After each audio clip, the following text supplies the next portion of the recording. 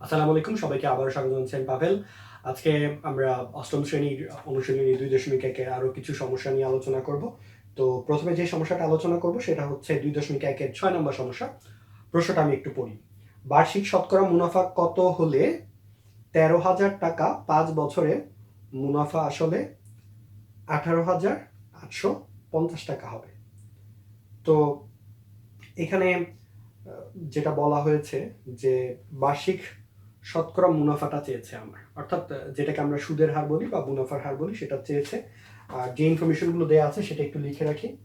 বলেছে যে 13,000 টাকা, আমি বাংলায় লিখি 13,000 টাকা, আর বছর হচ্ছে 5 বছর, 5 বছরের মুনাফা আসলে 18,850 টাকা হবে। এখান থেকে আমি মুনাফার হারটা বের করব। তো কিছু জিনিস একটু বুঝতে হবে।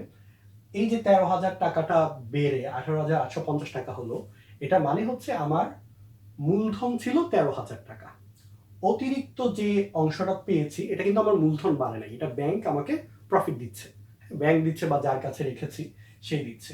সো আমার এখানে মুনাফা হচ্ছে অতিরিক্ত যে অ্যামাউন্টটা আছে। সবার প্রথম কাজ আমি হচ্ছে ওই মুনাফাটা বের করব।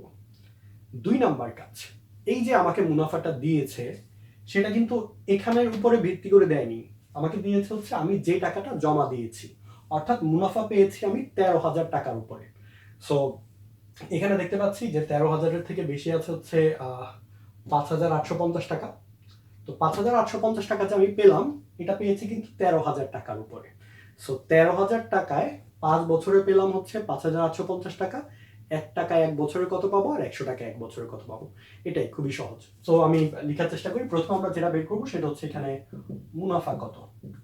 তাহলে মুনাফা সমান সমান হবে 18,850 বিয়োগ 13,000 সমান সমান পাবো হচ্ছে এখানে 5,850 টাকা। সো এই পার্টটা আশা করি বুঝতে পেরেছেন সবাই। নেক্সট যেটা বুঝতে হবে আমাদের, যে 5 বছর এই টাকাটা দিয়েছে কার জন্য, 13,000 টাকার জন্য। সো আমরা লিখতে পারি যে 13,000 টাকার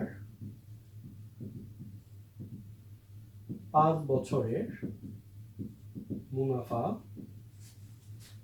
5,850 টাকা। সুতরাং 1 টাকার 1 বছরের মুনাফা কত? আচ্ছা, এখানে 5,850 ভাগ হবে 13,000 গুণ 5। কেন ভাগ হয়েছে সেটা একটু আলোচনা করি, সবাই বুঝো আশা করি, তারপর বলছি। সেটা হচ্ছে 13,000 টাকায় যে মুনাফাটা পাবো, 1 টাকার মুনাফাটা হবে তার 13,000 ভাগের 1 ভাগ, অর্থাৎ 13,000 দিয়ে ভাগ করতে হবে। আবার 5 বছরে যে পরিমাণ মুনাফা পাবো, 1 বছরে পাবো তার 5 ভাগের 1 ভাগ, এই জন্য 5 দিয়ে ভাগ করা হয়েছে। সুতরাং 100 টাকার 1 বছরের মুনাফা, এটা হবে 13,000 গুণ 5 উপরে 5 আর 5 100।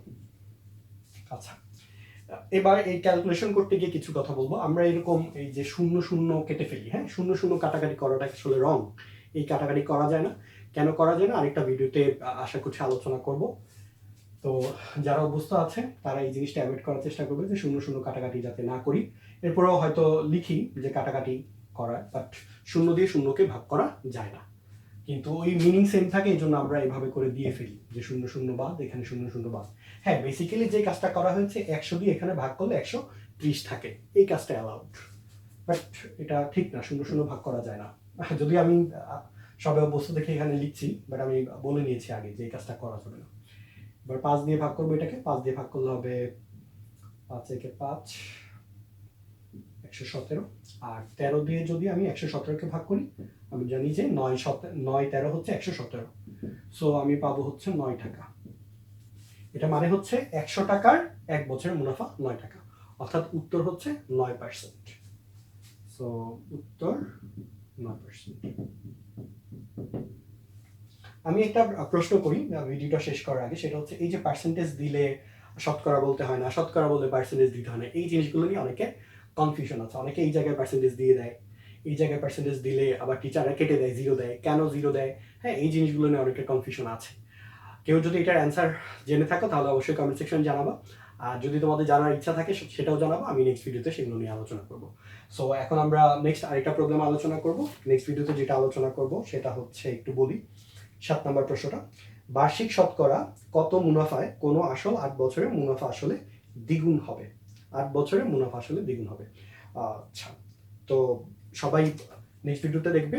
এই আমন্ত্রণ জানিয়ে এখানে এটা শেষ করছি। আসসালামু আলাইকুম।